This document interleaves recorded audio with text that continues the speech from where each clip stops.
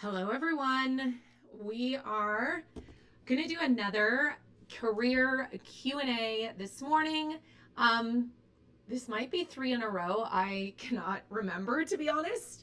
So if you are new to these career Q&As, I keep it really simple. I don't have an agenda. I don't have slides. This is really dependent on you asking questions. So make sure you pop your questions in the chat so we can get those going. And then I will start answering them.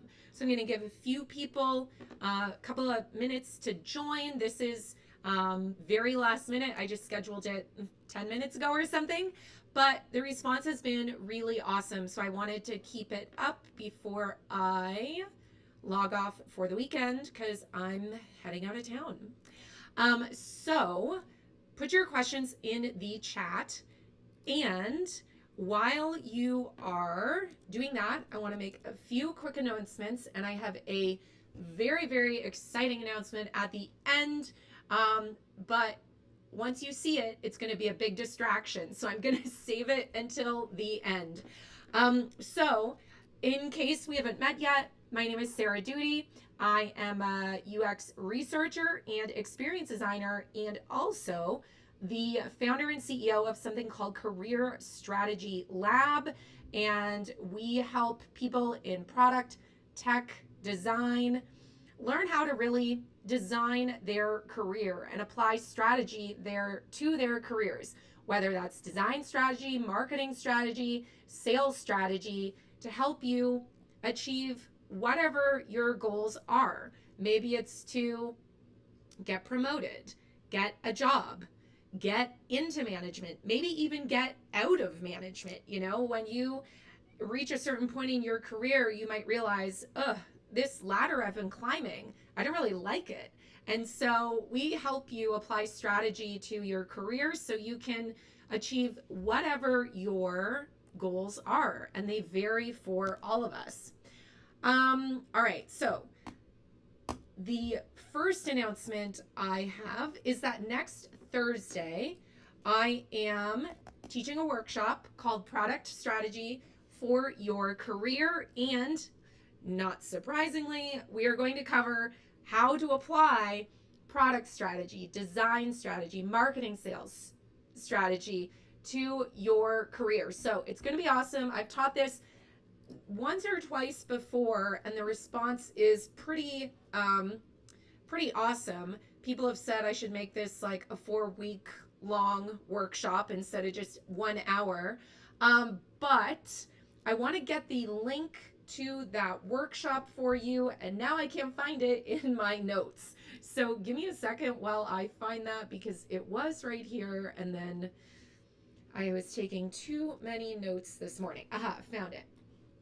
All right, so I will drop that in the chat just a second, and then I'm going to get to your questions. And I actually have a flight to catch, so I have to be very, very conscious of time.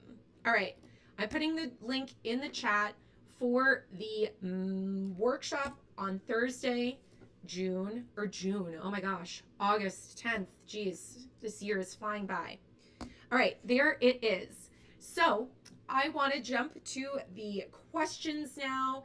And I gotta not forget the YouTube people. I have to put the link on YouTube, and then I will get to the questions. So let me just do that here. All right, there's the send. On YouTube, comments have character counts. That's good to know. All right, learn something new every day. All right, hopefully that goes. All right, questions. I see some familiar faces. Some of you have been joining me for, I think we did one Tuesday, Wednesday, and Thursday. I can't remember if the first one was Tuesday or Monday.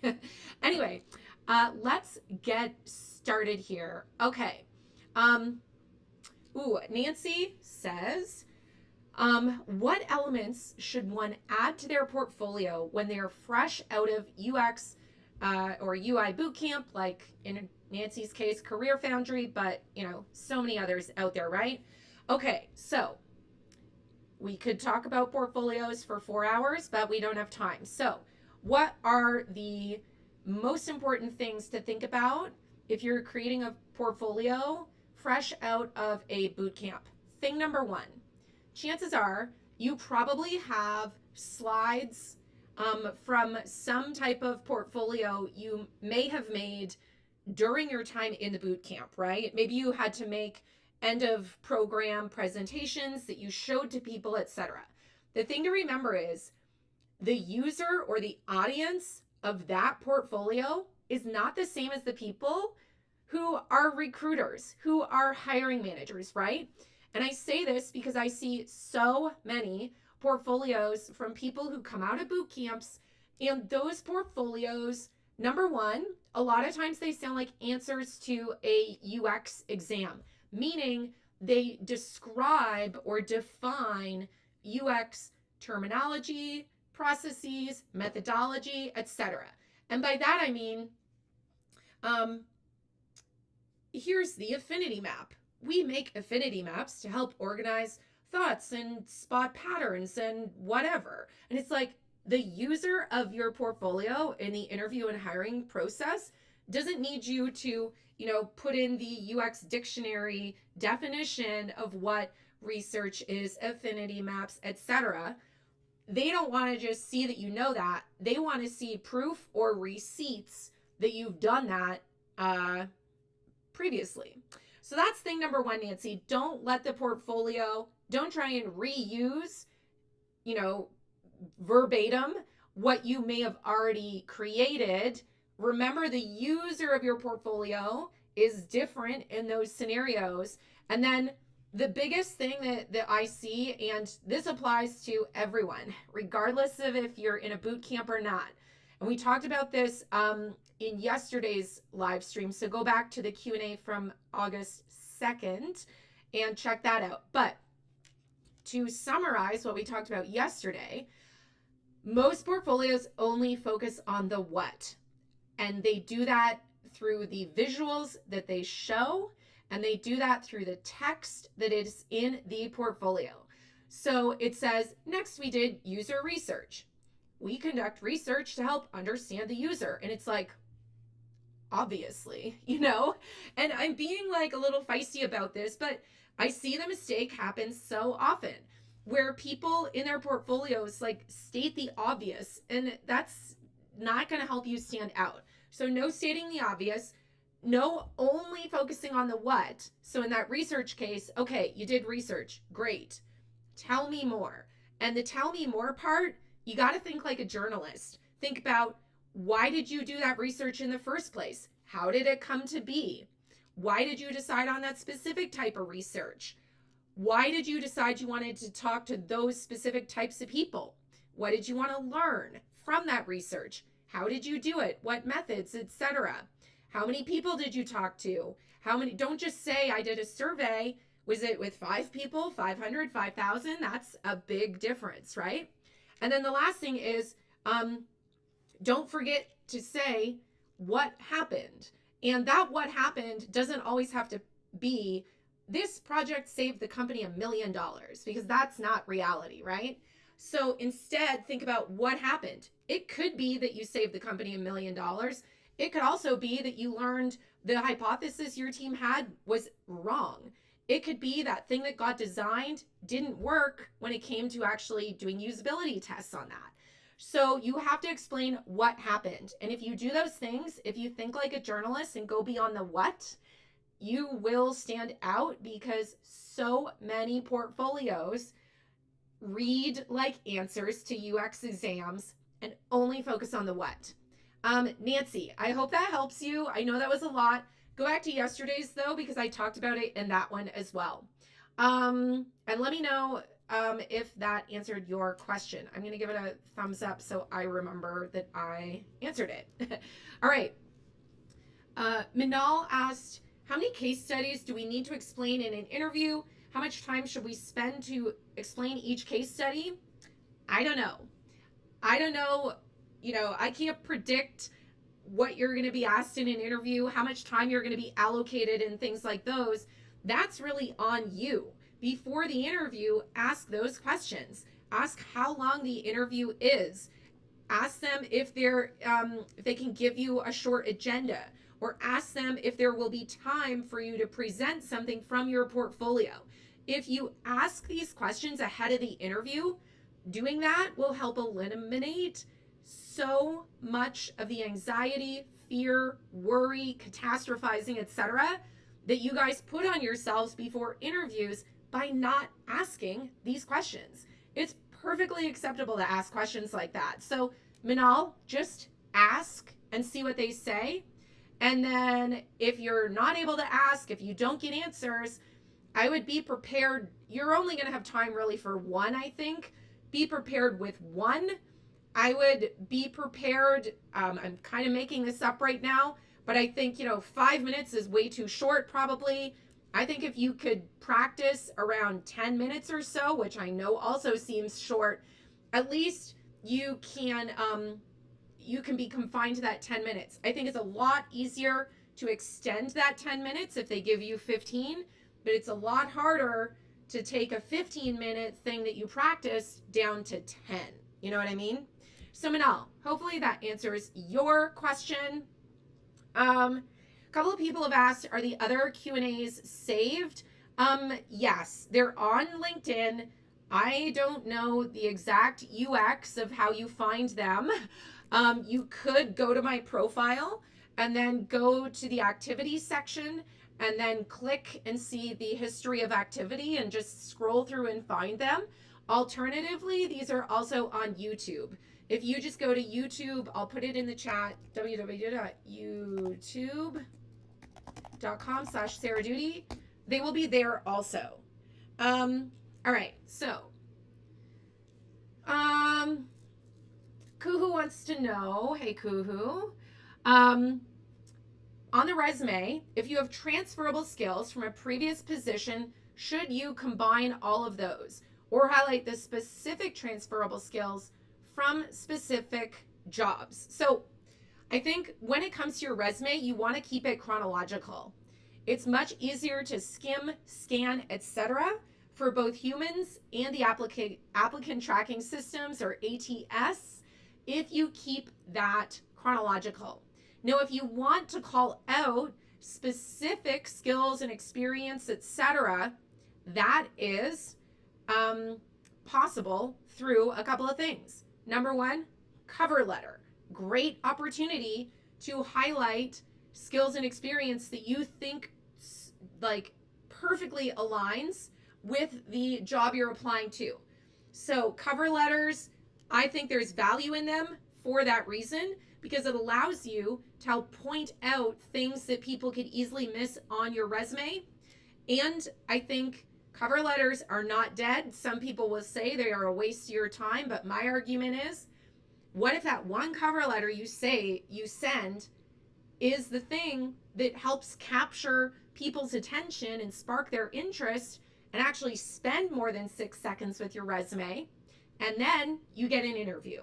So that's what I have to say about cover letters. But Kuhu, yeah, I think trying to group your work history in anything other than chronological, I think is going to potentially put the user experience of the resume at risk.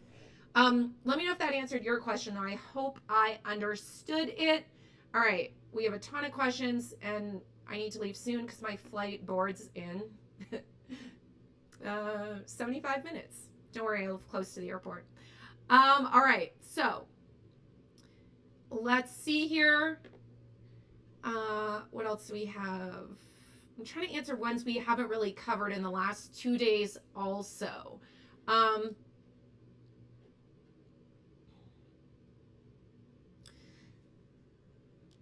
Let's see here. Okay. Gina wants to know, you loved UX research when you got your degree in computing, but haven't managed to land any interviews for entry jobs. Okay, not knowing anything about your previous experience, education, etc. This one is a little tricky, but I would think You should consider, and this applies to many of you who are seeking your first job or switching to user experience from another job, think about, even though you have not held the title of UX researcher previously, in what scenarios in previous jobs or in your education have you done research? So if you guys follow me for a while, you're probably sick of this example, but I did have this teacher who was in my career coaching program and they wanted to switch into research. And they had not had the title UX researcher before because they were a teacher. So what they did was, in conversation with me, we discovered they actually had done research, because part of their job as a teacher was that they did this whole curriculum revamp. And part of that curriculum revamp was research. So they were able to take that research they did, even though it's about developing this curriculum, and frame it as research experience on their resume, on their LinkedIn, and in their portfolio. So Gina, think about that. Are there situations where you've done research that you could use and leverage to serve as examples of your research experience? All right, let's keep going. Okay, let's see here.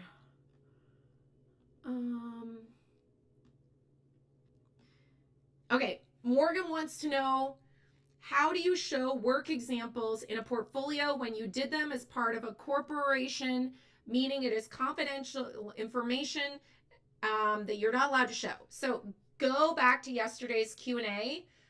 It may have been the day before, but I think it was yesterday's. Someone asked about this.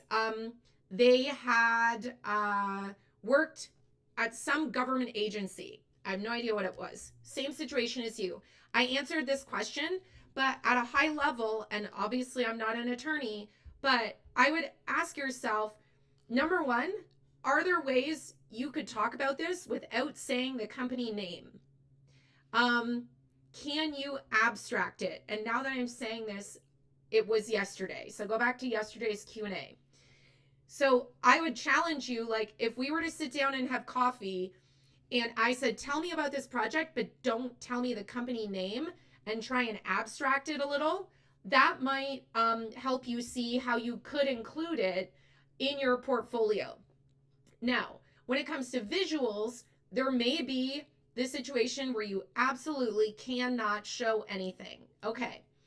There's also a scenario where, can you go back to them and say, under these circumstances, could I show these visuals? For example, can you redact, blur, crop things so that the interface and product, no one knows what it is, like in terms of company, right? If you redesign the navigation, okay, could you like zoom in to just the navigation and go into the details of that while blurring out the company logo, let's say? That would be one idea. Can you also go back to them and say, hey, I understand there are these confidentiality requirements or whatever. I want to run a situation by you. Would I be able to show this if it was in a portfolio that I'm showing someone in person or over Zoom in an interview? You might find they say yes, but you won't know unless you ask. And a lot of times you guys just think NDAs mean you can never show it under any circumstances. And you make that assumption and you don't ask. But if you ask, you might find there's an opportunity to show it. The other thing I think people make this assumption is that, again, you don't ask. Companies might not want screenshots of their product out on Dribbble, Behance, on your website that anyone can access and Google, right? But they might be okay with it if it's a PDF on your computer that you're showing people in interviews. So Morgan, think about that. I think it's reframing this narrative we tell ourselves about NDAs and you're never allowed to show anything. And oh my goodness, well, let's look at it differently. What if there is a way, but to know if there is, you need to be doing a little bit of detective work and ask. Okay, let me know if that answered your question, Morgan. All right. 2-page resume. Yes, absolutely. There is no rule that says you can only have a 1-page resume. I don't know who keeps spreading this total myth. It is untrue. And the reason that I am so adamant about not restricting yourself to a 1-page resume is you're going to compromise the user experience of the resume, and you're going to sell yourself short because you're going to do two things. One of two things, maybe both. You're going to make the font size so small that no one can read it, and or you are going to eliminate details about your skills and experience that really could set you apart from other people because you kind of just went in and deleted a bunch of stuff to try and make a fit on 1 page. So whoever told you this, wherever you heard it from, they are 100% wrong. And I say this with like 1,000,000% confidence because I have talked to so many recruiters and hiring managers about this. The ones, like all the ones I've talked to, don't care. Now, can you equally go on LinkedIn today and post this question and have people that totally disagree with me? Yeah. But if you ask them, why should my resume be 1 page? I'd be really curious to see their answer because the reasons I just laid out, I think, make a heck of a lot of sense. All right. Let's go to some other ones. Let's see here. Oh, okay. We probably have time for 3 more, to be honest, because I really do have to go get this flight. And I'm going to make a point to try and reply to some of your questions in the comments later today and tomorrow. So I will do my best. Okay. Let's see here. Morgan had a follow-up question about resumes. Do I write it for a human or a person? You need 2 versions. And you need 2 versions because sometimes you will be emailing or messaging someone on LinkedIn and a literal human will say, send me your resume. If they do, you want to send one that is like a little bit maybe more human friendly. You also want one that is optimized for the applicant tracking system. But you have to remember the one that goes into the applicant tracking system, a human will very, very likely also read it. So we don't have time to go into the details of that right now. If you go to my website, careerstrategylab.com/articles, there are multiple articles about resumes over there that might help you, Morgan. Okay. Let's see. Some of you are asking what you can do to set yourself up for a job search that you plan to have in the future. What you need to do is 2 things. Focus on getting your career materials, meaning your resume, your LinkedIn, and your portfolio, in a minimum viable state. Because number 1, you very much could get hired with a minimum viable portfolio, minimum viable resume. I have seen this happen time and time again with the people in my career coaching program who say, 2 people recently said, I only had 1 project in my portfolio and it was half baked and I still got the interview and I still got the offer. So that's thing number 1. Get your career materials in minimum viable shape. Thing number 2, relationships. You cannot ignore relationships. It is very important. You want to be making sure you are doing things to become more visible to the people at the companies where you want to work. And you do that on LinkedIn. You could try and do it elsewhere, but think of where the people who are hiring hang out. Most of them hang out on LinkedIn. And LinkedIn's algorithms, and we don't have time to go into it today, but LinkedIn's algorithms tend to favor people who are engaging with the people who work at the companies where they apply and those companies. So let's say you want to work at Delta Airlines, because I'm flying Delta very soon. You want to work at Delta Airlines. Great.